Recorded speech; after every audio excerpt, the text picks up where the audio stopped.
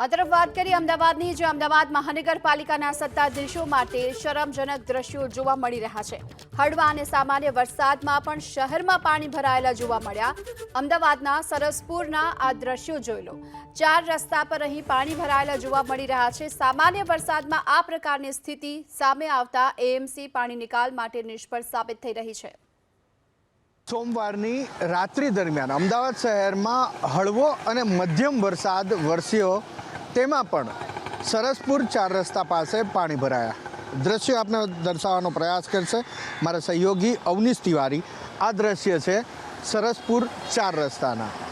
સામાન્ય એવો વરસાદ, ધીમી ધારનો વરસાદ વરસ્યો, તેમાં પણ સરસપુર 4 રસ્તાની આ પ્રકારેની હાલત જોવા મળી રહી છે। ખરેખર આ દ્રશ્યો અમદાવાદ મહાનગરપાલિકા માટે શરમજનક દ્રશ્યો છે, કારણ કે ધોધમાર વરસાદ પણ નથી વરસ્યો।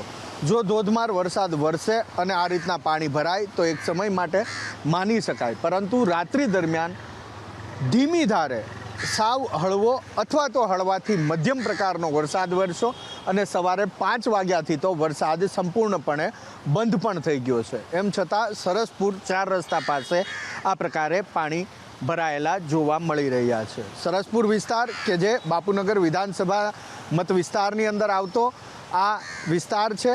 બાપુનગરના ધારાસભ્ય દિનેશ કુશવાહાએ થોડા દિવસો પહેલાં જ પોતાના મત વિસ્તારના લોકોની માફી પણ માગી હતી કે જે સમસ્યાનું નિરાકરણ લાવવાનું તેમણે વચન આપ્યું હતું, એટલે કે આ જળભરાવની પરિસ્થિતિમાંથી લોકોને છુટકારો આપવાનો તેમણે વાયદો કર્યો હતો, તે તેઓ નથી કરી શક્યા અને એના કારણે તેમણે માફી માગી હતી। પરંતુ માફી માગવાથી પ્રશ્નનું નિરાકરણ નથી થતું। નિરાકરણ ત્યારે જ થાય કે જ્યારે લોકોને ખરેખર આ જળભરાવની સમસ્યાથી મુક્તિ મળે। તેઓ કોર્પોરેટર હતા ત્યારે પણ આ રીતના પાણી ભરાતા હતા, ધારાસભ્ય બન્યા તો પણ આ પાણી ભરાય છે, પરંતુ લોકોની પરિસ્થિતિ એવી ને એવી જ જોવા મળી રહી છે।